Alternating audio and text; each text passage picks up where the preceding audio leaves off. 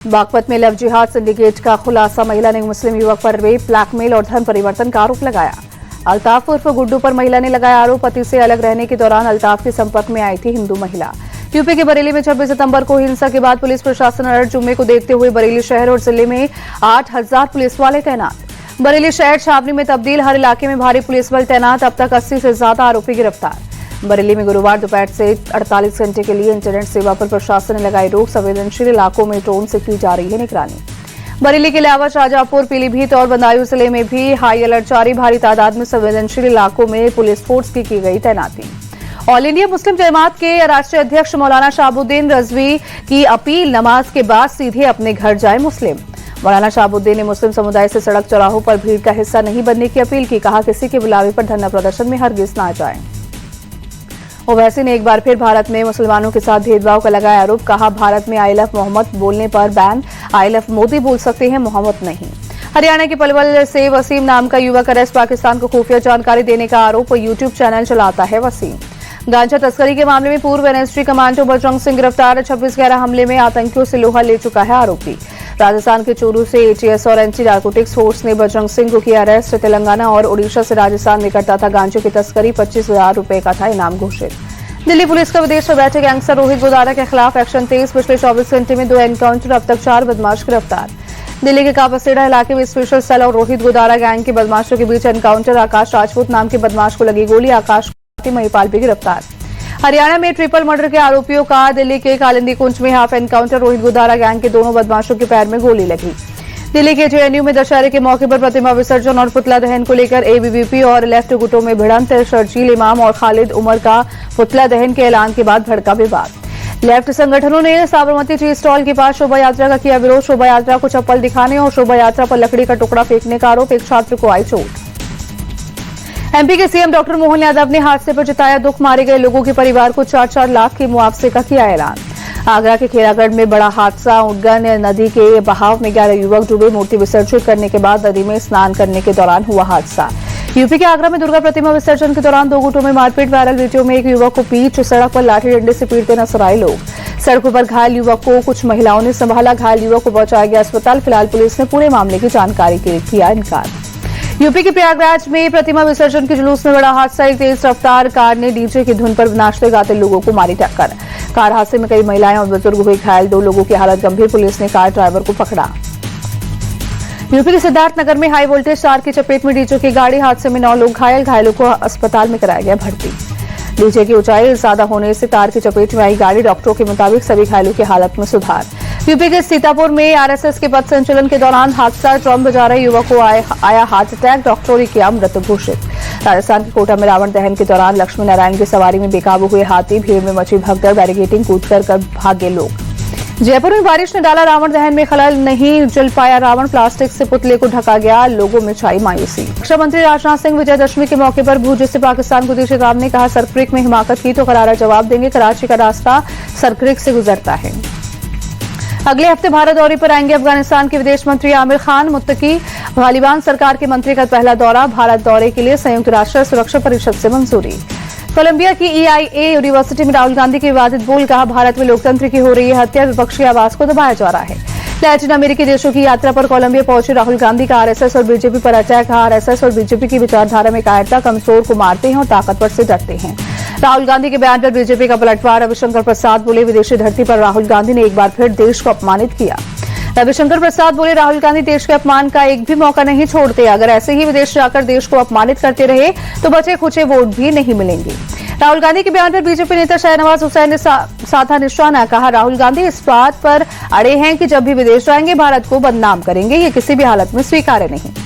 प्रधानमंत्री मोदी पर हमलों को लेकर बीजेपी ने राहुल गांधी को घेरा। कहा, पीएम पर झूठे आरोपों की झड़ी लगाते हैं राहुल।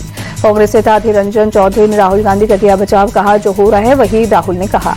नीतीश कैबिनेट की आज दोपहर 3:30 बजे बैठक। बिहार विधानसभा चुनाव की घोषणा और आचार संहिता लागू होने से पहले सरकार लगा सकती है कई जन कल्याणकारी योजनाओं पर मुहर। सीएम महिला रोजगार योजना के तहत आज 25 लाख महिलाओं के खाते में 10,000 रुपए की पहली किस्त की जाएगी ट्रांसफर। अक्टूबर से दिसंबर तक अलग अलग महिलाओं को हर शुक्रवार को भेजी जाएगी राशि। तेज प्रताप ने अपने छोटे भाई तेजस्वी यादव को सलाह दी। कहा, मर्यादा में रहे, उन्हें समझना चाहिए कौन राम है और कौन लक्ष्मण। तेज प्रताप यादव बोले, तेजस्वी अपनी बुद्धि विवेक का इस्तेमाल करे, जयचंदो की बातें ना सुने। आरजेडी नेता तेजस्वी यादव ने तेज प्रताप पर लगाया आरोप।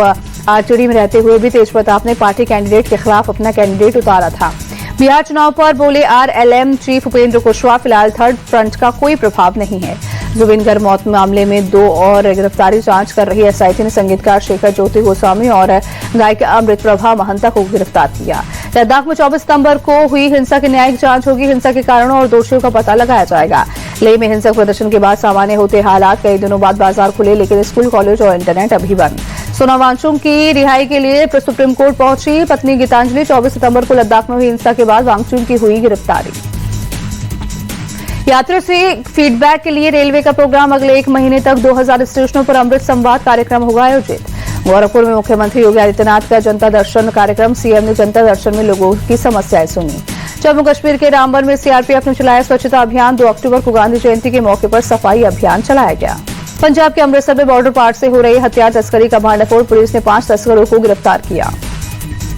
टाटा कैपिटल का आईपीओ एंकर निवेशकों के लिए ओपन, रिटेल निवेशकों के लिए 6 अक्टूबर को खुलेगा। 15,512 करोड़ रुपए जुटाने का टारगेट।